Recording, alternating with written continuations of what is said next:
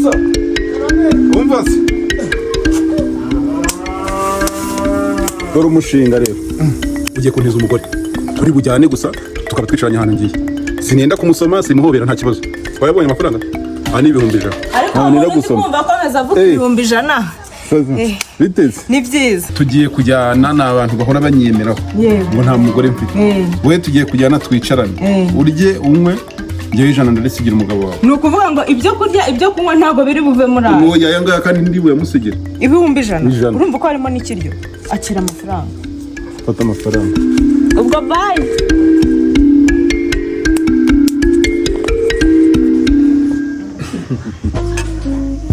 D'accord. C'est ça. Karame.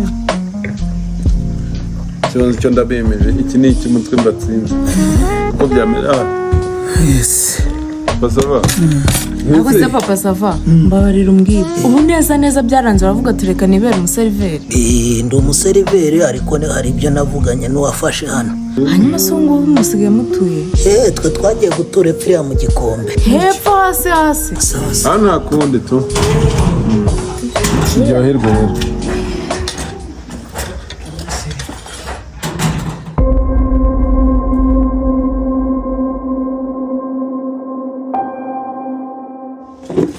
Musuje hano kumariye.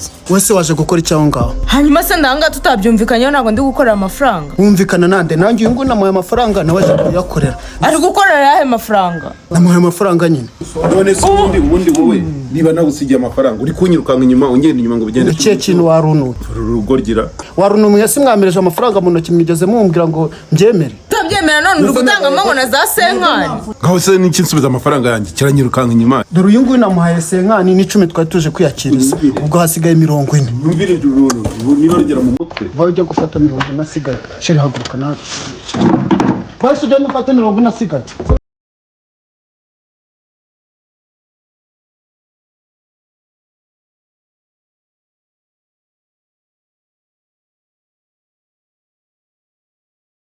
Data we nkukodesha ngahe?